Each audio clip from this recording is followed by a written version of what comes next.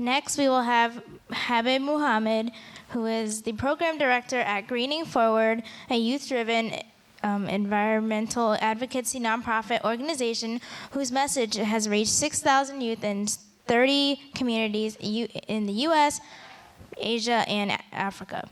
Hasib's passion for the environment comes from his ancestral homeland of Bangladesh. He believes that every young person can make a difference through servant leadership and that everyone has a voice to be heard. Hasib, 15, is a sophomore at North Gwinnett High School in Suwanee, Georgia. Here. Do you have a clicker? Clicker.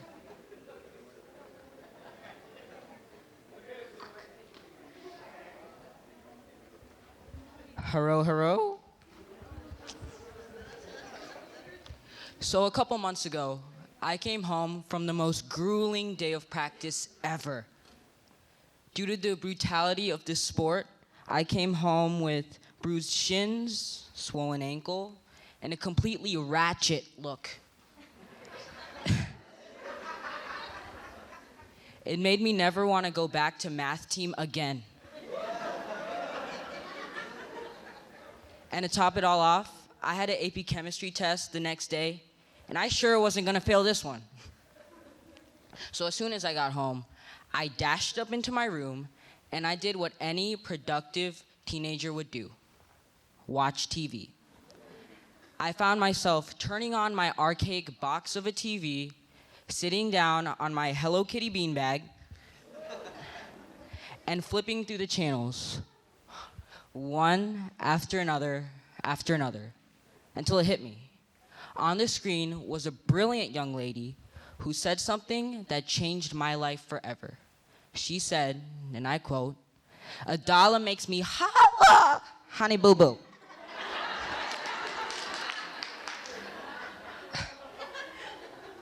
Now, ladies and gentlemen, Honey Boo Boo was onto something. She found her passion, what made her holler. Not everything I say is a joke.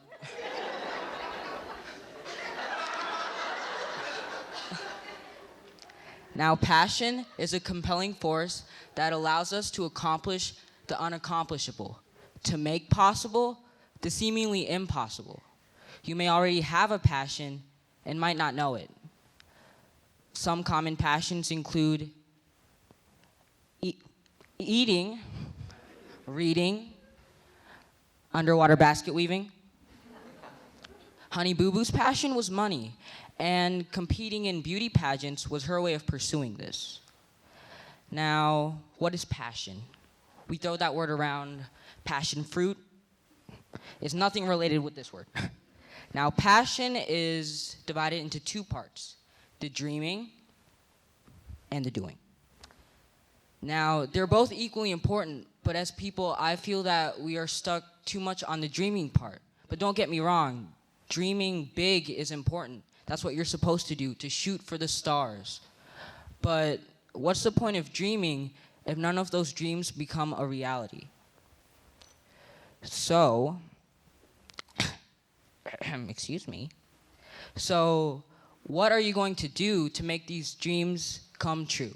So, because I am brown, people assume that I'm some kind of advice guru at school.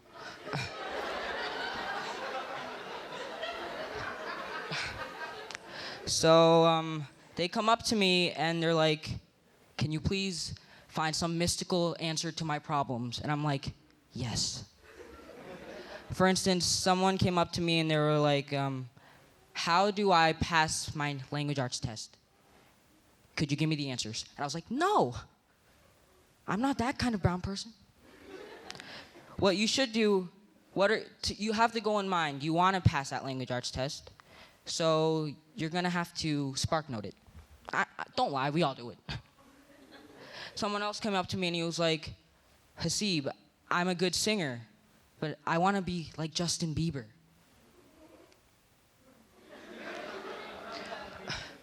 Okay, so to become the next Justin Bieber, you have to sag your pants to obtain this level of swag. I think that's what the kids call it nowadays. You have to sing 5 octaves louder than what is humanly possible. And you have to be able to swoon over 12-year-old girls. If you can do that, you will be the next Justin Bieber. So what makes me holler? My passion is empowering young people to do big things. So, like many people, my passion stems from an experience I had when I was younger. When I was 12, my family and I visited Bangladesh, a small delta country off the Bay of Bengal where my parents were born. Now, I hadn't been back since I was a wee little squirt blossom. So I didn't know much about the country, except there was a lot of brown people, and like many other Asian countries, it was poor. But despite this, my mom used to tell me stories of her childhood growing up in Bangladesh. For instance, during lunchtime, she'd hide low in the rice paddies of her farm, and when an unsuspecting farmer were to walk by, she'd just jump up and scare the curry out of him. She also used to tell me of the time where she would watch the sunset over the lake and hear the singing of the birds. Yeah, lame. And I wanted to relive this all. I wanted to relive my mother's childhood. But it didn't work out like that. While I wanted this to be one of those trips I could brag to my friends about, if my friend came up to me and he was like, Hasib, during my winter vacation, I wrestled an orangutan, I found a cure for cancer, and I jumped off a plane. What did you do? I'd respond by saying, sit down, son. It's not a contest. I went to Bangladesh.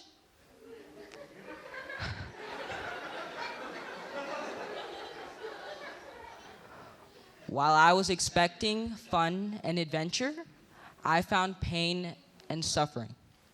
When I got off that plane, I was hit with the immediate stench of the smoggy Bangladeshi air. It hit me in the face, and it made it so difficult to breathe. And I didn't hear the tweeting of the birds over a sunset on the lake. I heard the honking of cars on the road. They're not the same. And the roads themselves, they were littered with trash and debris. It was just a total disregard for the environment. But that wasn't even the worst part. The worst part was just the sheer amount of people. So many poor, starving people. Many of which are the poor, many of which are the sick and elderly who can't afford medications for their treatments. They have sicknesses which in the US would seem trivial. But many, many more were poor, abandoned children.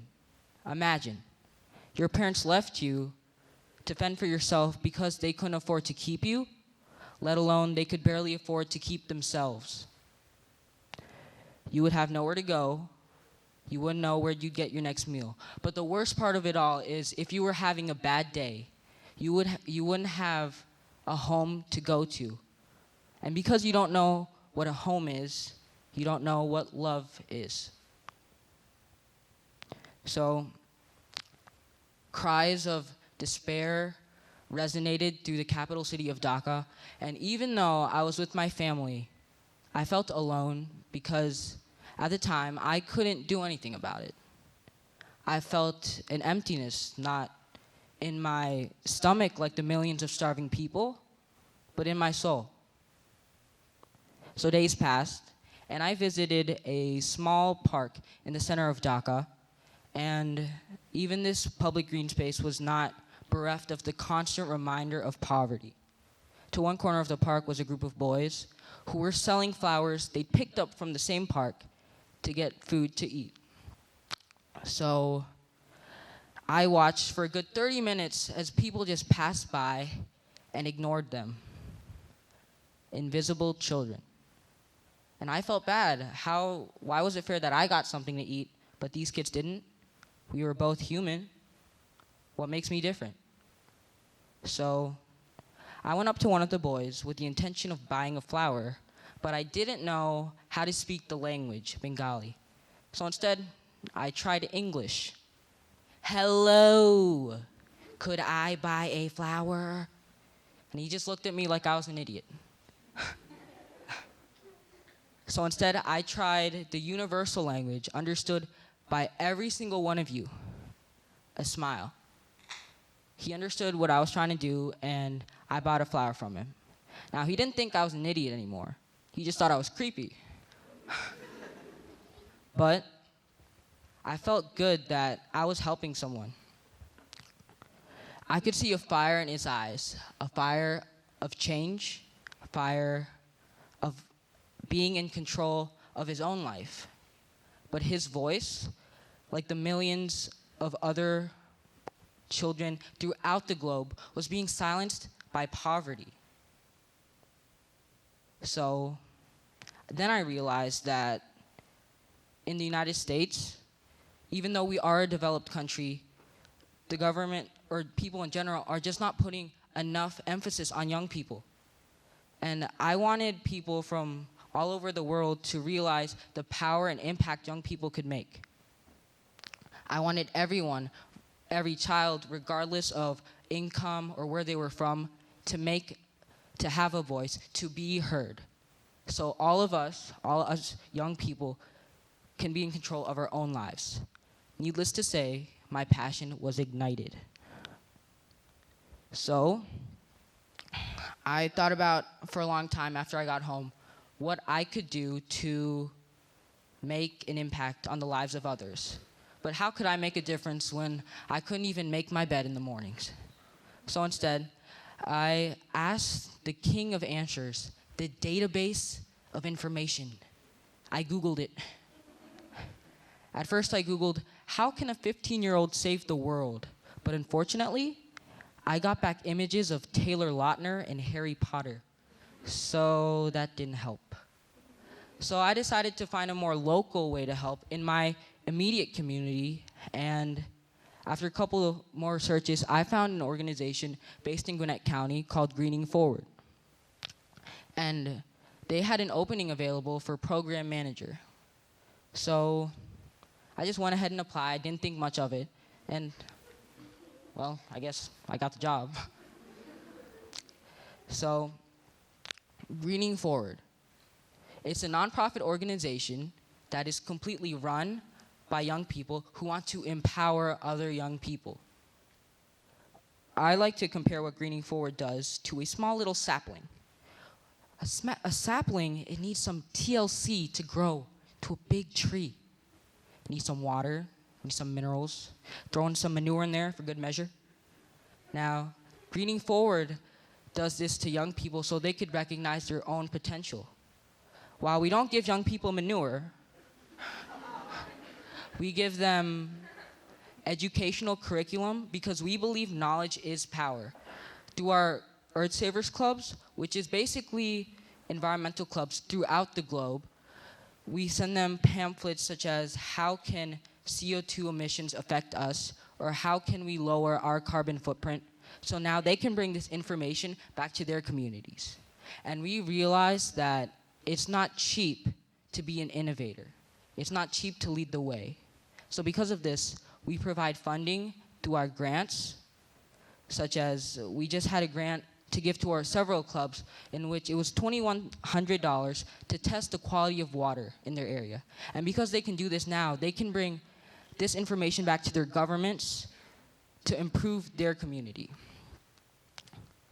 Personally, I believe that to tackle big issues, we need to take a more grassroots or local focus. Because if we can bring together communities of people under one common banner, such as environmental sustainability, as that's what Greening Forward does, it makes it so much easier to get things done. Oopsie doopsie. Sticky fingers. Uh-oh.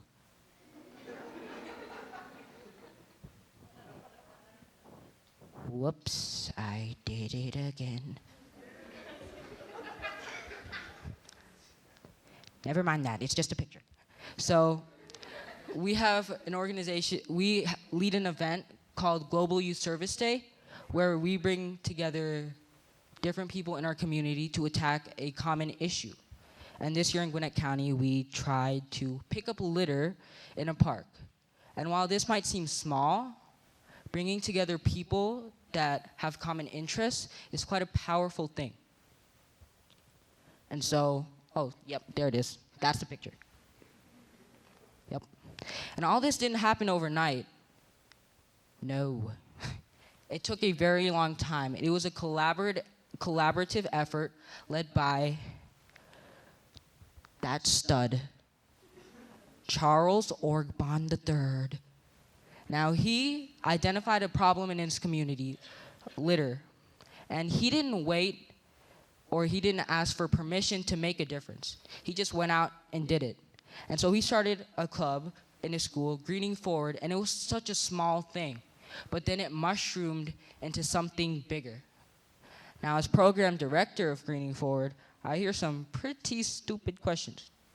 Now, don't let people tell you there aren't stupid questions, because there are. I hear, how can young people make a difference?